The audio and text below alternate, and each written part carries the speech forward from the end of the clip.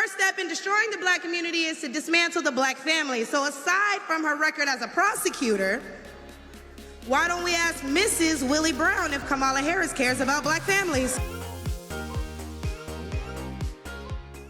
Over the weekend, Donald Trump went to Atlanta to do a rally. You remember Kamala Harris went and did a rally in Atlanta. We're going to remind you about that in just a second and what it looked like, because it was very different than how Donald Trump approached things. The most striking difference, who introduced the candidate at each rally. As you know, Kamala Harris had Megan Thee Stallion, who loves to sing very profane songs about the humidity level of certain female body parts. Donald Trump had someone named Michaela Montgomery. If you don't know that name, you're going to pretty soon. Take a look at Michaela Montgomery. Feelings about things that have been said, but I want you guys to pay attention to what has been done. They don't want to talk policy. They just want to use propaganda to steal your vote. The left is trying to tout this woman as a savior for the black community, but all she's done is hurt the black community since she came into the game.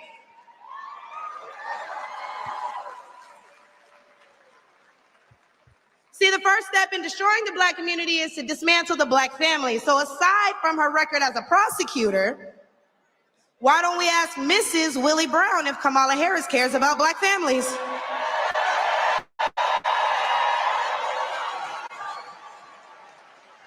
I wonder if Mrs. Willie Brown, a black woman, is also with her.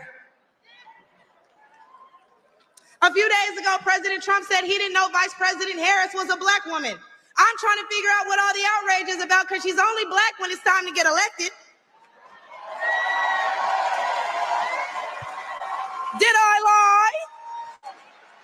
The same black people who are mad at Trump for being confused about her race, ethnicity, nationality, whatever, are seemingly forgetting that while you're touting her as a savior for black people, she identifies as an Asian woman. She chose her side and it wasn't ours. When asked if she would ever do anything specifically for black people, she said no. Whereas Trump gave us the Platinum Plan, which specifically uplifted the black community by increasing capital by almost $500 billion, creating 500,000 new black businesses, and would give black churches the ability to fight for federal resources for their communities. Now, that is Michaela Montgomery, and I implore you to look at the entire speech. It's about 15 minutes long, and it's truly fantastic. And you saw it's rich with policy, it's rich with facts, it's rich with advocacy for the black community in Atlanta and writ large in the country. And yes, it's full of very pointed, very direct criticism of Kamala Harris. Now, you heard her mention the question of Kamala Harris's racial or ethnic identity. We'll get to that in a minute, okay? But I want you to see a little bit more of Ms. Montgomery here as Donald Trump took the stage and then asked her to come back because she might look familiar to you. Several months ago, in April, I believe it was, Donald Trump was in Atlanta for one of the hearings about the bogus criminal charges that were brought there by Fani Willis, the DA in Atlanta. You remember Fani Willis, the woman who corruptly used tax dollars to hire a special prosecutor to go after Donald Trump. And it turns out that special prosecutor was her little love bunny, her boyfriend, with hundreds of thousands of tax dollars flowing to him so he could then take Fani Willis, the DA, on beautiful luxury trips to Napa Valley or to Costa Rica. Remember?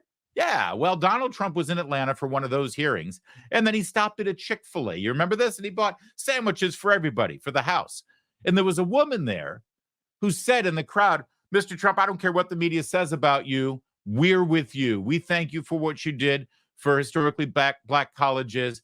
We think you're great. And remember, and Trump hugged her. That's her.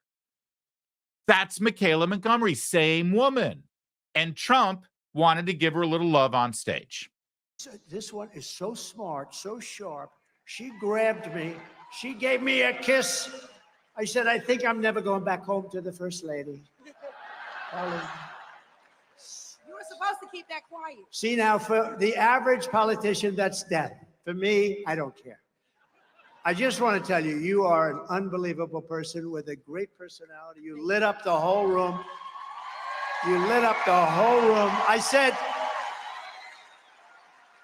weeks later, I'd go, who is that person that was so incredible? She knew everything about me. She had no idea I was coming. She knew everything about me.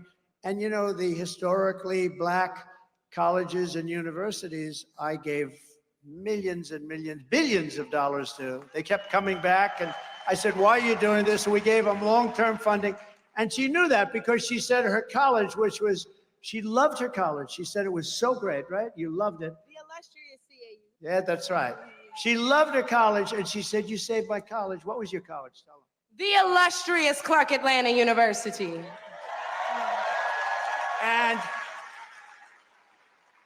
And it was so impressive, and I felt so good because she really did. She really said, I said, did you like the college? She said, no, I loved that school. I loved that college, and that's what it's all about. But you are an incredible person. I think you have a tremendous future. I really do. And I'll do whatever I can to help you, okay? Thank you, Dan. Thank you very much.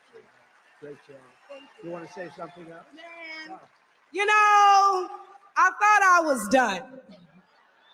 But I do want to add on to some of the remarks that were made by others, and we do need to do our best to get the message out there. The fight is nothing if all we do is talk about it amongst ourselves. So with that being said, since you said you'd help me, shameless plug, if y'all need anybody to knock doors, make phone calls, wave signs, get people out to the polls, call me at Conserve the Culture. Because not only do I mobilize the HBCU students so that they may get this message, but I'm the best person when it comes to Black engagement in the Black community. And nobody needs this message more than my folks. So do y'all care for real? Are y'all with us for real? Every single Republican politician in America running in a tight race should be checking in with Conserve the Culture and Michaela Montgomery to get the secret sauce and engage, because that's what it takes. That's what it takes. I am so struck by the joy, the love, the optimism, the upbeat nature of this presentation. And again, all policy-based, all fact-based. Could we check in? Just 1 week ago, Kamala Harris goes to Atlanta, and the media can't get enough of how great that rally was. It was 20 minutes scripted teleprompter, and she dumps off the stage. I think the only reason she did it was so she could have B-roll taken of her at a rally for all of her ads that she's running right now. No one can actually even say what she said except, well, Donald, I hope you say it to my face. That was it. That was the entire, oh, and the fake black accent that she put on, or Southern accent, or whatever the hell it was. This is how Donald Trump gets a rally crowd excited in Atlanta, by bringing a woman who just recently graduated from a historically black college in Atlanta out onto the stage to talk about the policies that matter most to the Black families in that community. How does Kamala Harris get her rally crowd excited? Oh, well, that's simple.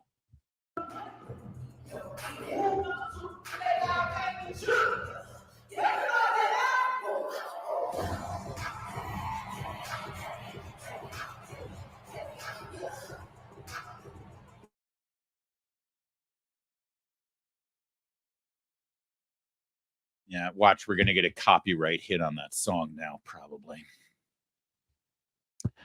Can I just point out as we watch this again, see the tall white dude in the yellow shirt right here? I'm circling him with my mouse. Can we zoom in on him real fast? Watch him when he realizes that Megan Thee Stallion is twerking her butt right in front of his face. Watch him. Watch him. Here he goes. There it is. He's locked in. He is locked in. He ain't budging. He knows what he's there for. Kamala who? That's how Kamala Harris respects her audience in Atlanta before her rallies. Again, choose your fighter. Who's the serious candidate? Who's actually going to do something to fix this country? And who actually has respect for the voters who have assembled to actually hear a political speech, not a twerking show. All right, but let's get back to Michaela Montgomery. Excuse me, Michaela. Let's get back to Michaela Montgomery's statement that she made about Kamala Harris and this whole question of her racial identity or ethnic identity. Remember this? Trying to get elected. Did I lie? The same black people who are mad at Trump for being confused about her race, ethnicity, nationality, whatever, are seemingly forgetting that while you're touting her as a savior for black people, she identifies as an Asian woman. She chose her side and it wasn't ours. All right.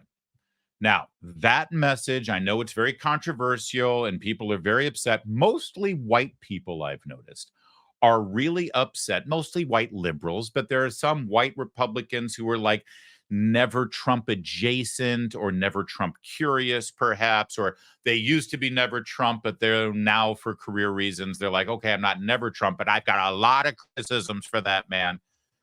And they're saying that this is poison that Donald Trump raised this last week. Well, let me explain. And I think I explained this a little bit last week when the issue came up with the National Association of Black Journalists. But let me just be clear. And I want to echo what my friend, journalist David Marcus at Fox Digital said about this. If Donald Trump spent last week in front of the National Association of Black Journalists or on television or at rallies, if he spent the entire time saying that Kamala Harris seems like a phony, that Kamala Harris is inauthentic. Does anyone really laugh like that? That seems fake. She's a fraud, and now she's going back on all the positions she held 4 years ago. You don't really know who she is, what she stands for, or whether you can trust her or not. She's inauthentic. If that's what he said, no one would have paid attention. But instead, he said, what? Suddenly she's black? Wasn't she like touted and celebrated as the first Indian American senator? What's going on with that? What is happening? Now, suddenly, everyone's talking about that, but the message is the same. This is about Kamala Harris being a fraud. This is about Kamala Harris being inauthentic. This is about Kamala Harris saying anything she has to say with the audience in front of her to please them to get power. Because that's what it's all about for her.